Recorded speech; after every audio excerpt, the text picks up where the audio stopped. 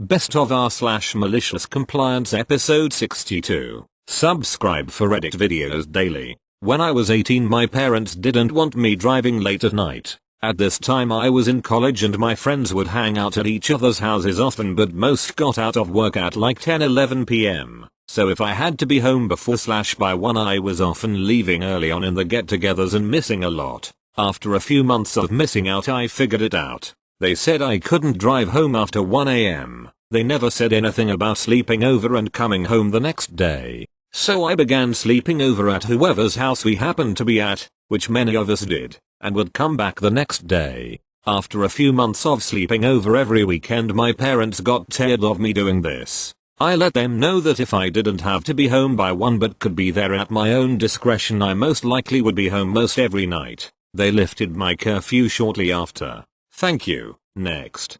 So, this happened just an hour or two ago in my geometry class. There's really just two characters, my friend, who we will call Michael, and our substitute teacher. So my friend Michael is known for being a little over the top, but he knows his limits, so he's funny instead of annoying. Anyways, our sub is an older black gentleman who is a retired Marine. He's a really no-nonsense guy, but he's still one of the better subs imo. This one is pretty mild, but it still counts. Anyways, onto the story. So today we have a test, and we are allowed to work quietly with a partner. Michael, a good 5 minutes after we got our tests, starts snickering in his seat. The sub sees him, and asks what's so funny. Michael says, I was thinking of a joke I heard earlier. Skeptical, the sub asks him to stand up and share with the class. Michael says, are you sure? It's not really a good joke for this sort of setting. The sub insists.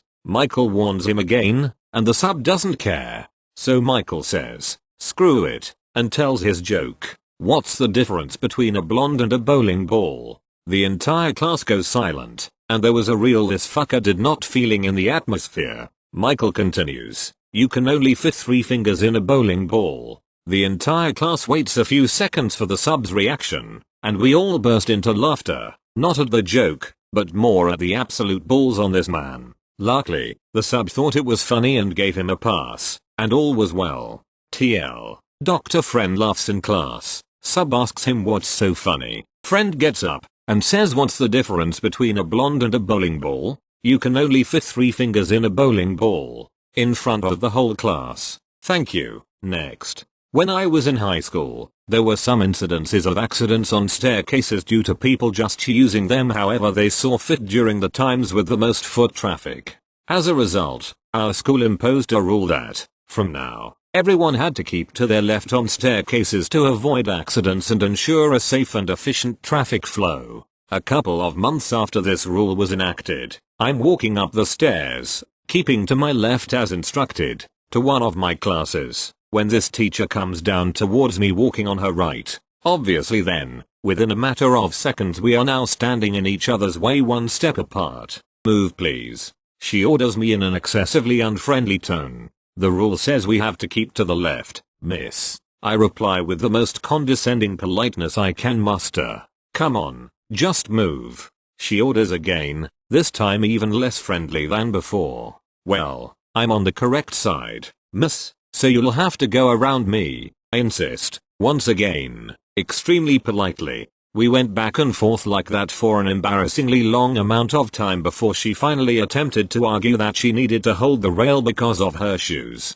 I reminded her that there is a rail on the other side of the staircase and that it wasn't my fault she chose to wear awkward shoes, and I wasn't going to break the rules just to accommodate her fashion choices. Then she attempted to make the I'm a woman so as a man you have to move for me / open doors for me / pay for my dinner argument. But I told her that she has equal rights now, so that means I can't break the rules for her. She insisted she wasn't a feminist though, but I told her that she had a job, so therefore she was on some level, and regardless, her personal opinion about it was irrelevant because society has decided we are all equal now, so I'm still not breaking the rules for her. At that point she abandoned all attempts to reason with me and just threatened to take me to the principal if I didn't move. I told her I would be more than happy to go and see the principal about it, but she just said she didn't have time and finally stepped around me. A few days later, the teacher directly in charge of my house All kids in my school were split into about 5 different house groups. Each house had a teacher in charge, and that teacher was your first contact for discipline etc. After things escalated from just dealing with whatever particular teacher you might have an issue with,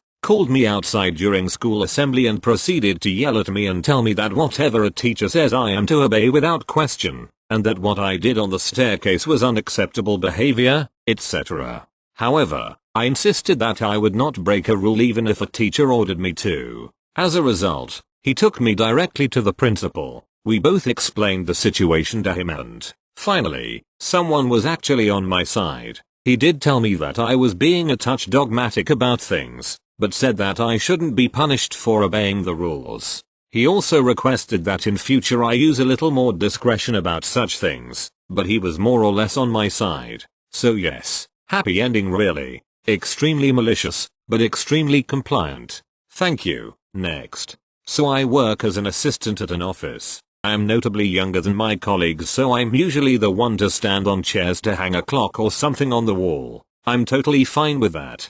But the other day my boss, Ella, wants me to hang a picture in the wall. Sure thing. No problem. Me, standing on chair, I'm having a hard time getting the wire on the back of the picture frame to catch on the hook in the wall. My hand keeps getting in the way. Ella, well, why don't you try grabbing it from the edge? Me, oh, I can't, there's something sharp there. Struggles. Ella, why don't you try grabbing it from the edge? Note, she is known not to listen to what other people have to say. It frustrates the fuck out of me. Me, I can't do that because there's something sharp on the edge. If I grab it I'll cut myself. Ella, but I bet it would work if you just grab the edge. Now at this point, I normally just ignore her and go ask someone else for help or figure out a different way to do it, but there was no one around today and for some reason I just couldn't get the damn picture on the wall. Me, fine, we can do it your way, but I don't want to do it since there is something sharp on the edge. Can you do it for me? Ella, sure. Stands on chair, grabs edge of the picture frame. Ouch, I just cut myself. Oh my god. How did this happen? I felt so mean, but I had to try so hard to stop myself from laughing. I did not feel bad for her at all. Thank you. Next. Not my story, my wife's, with her permission to share. Mobile, formatting, spelling, yada yada.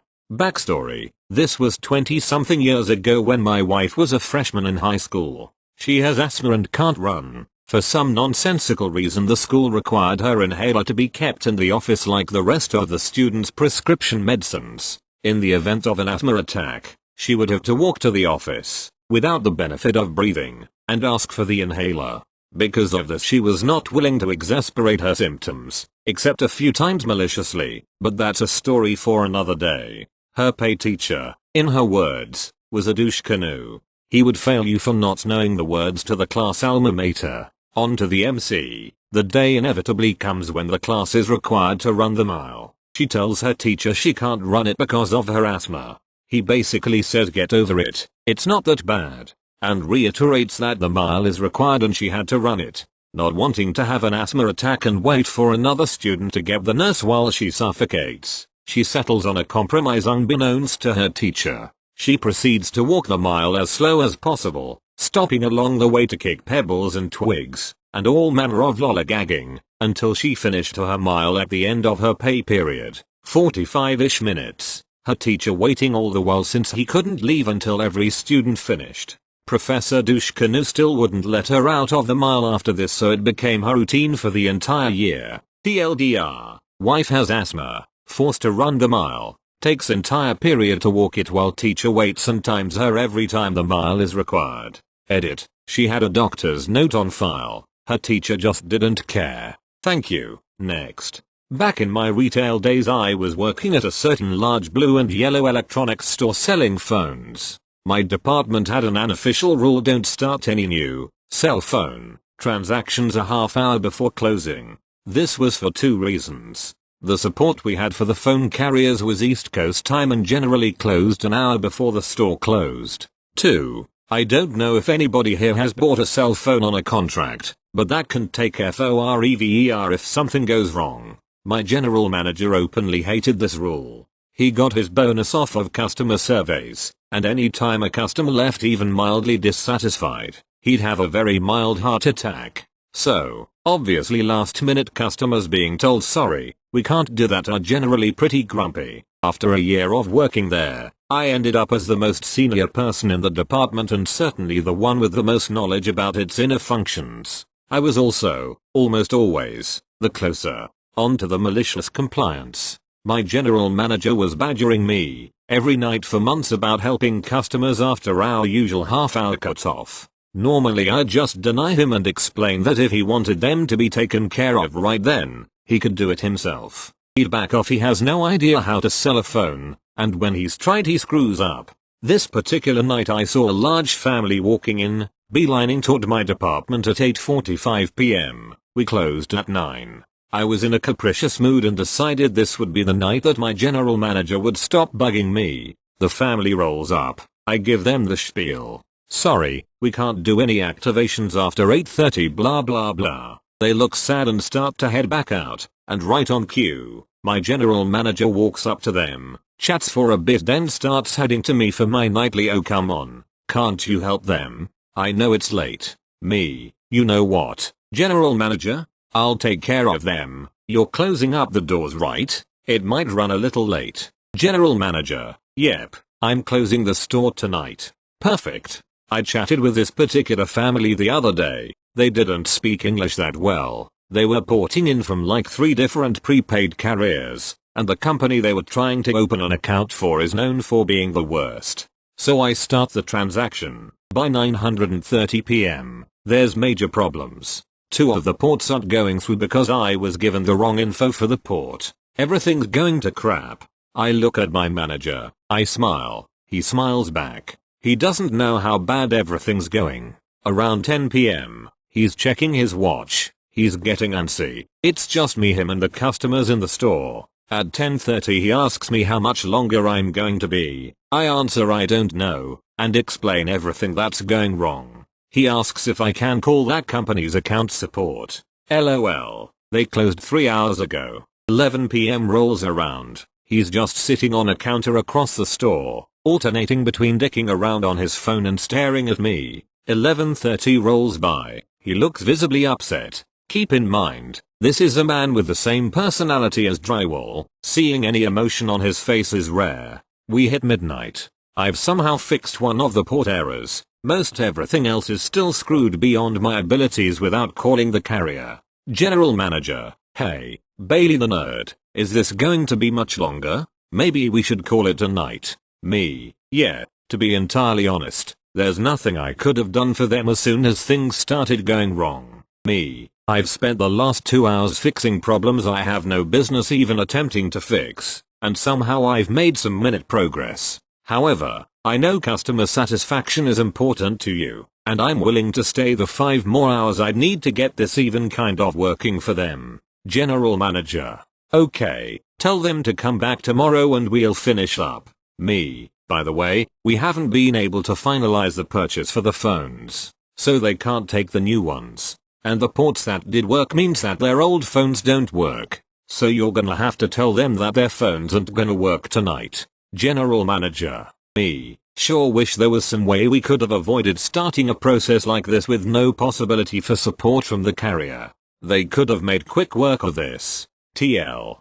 Dr. Manager thinks it's more important to take care of the customer, even if it's impossible to do so, than it is to make sure employees can leave after the store closes. Edit forgot to throw in the ending. It's pretty generic, so apologies in advance. The GM never questioned me about the half-hour rule from that point on, and made a point of coming to me whenever cell phone/carrier questions were brought up, which was honestly a long time coming because I trained my department manager, assistant manager, and 9 associates how to do the cell phone stuff before I left. Shortly after that he'd also stopped trying to help in our section by taking customers there and trying to do our jobs when we weren't looking. I swear, I had to kick him out of our section for months before he finally realized he was out of his depth with the cellular crap. Thank you. Next. For a bit of context, my job offers this great benefit where they will pay for any career development courses you take. You get to select the courses you want, and still get paid your normal hourly rate.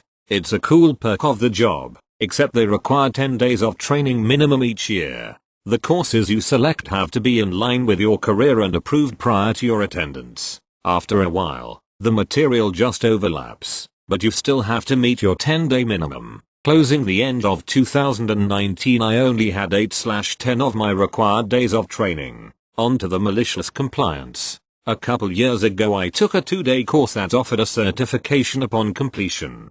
The certification expires after 2 years and requires a fee if you want to renew it. The fee is $100, which I guess isn't a lot, but I still didn't want to pay for it. I asked HR if they offered any reimbursements for certification renewals. Well, guess who took a $2,000 course to save themselves $100?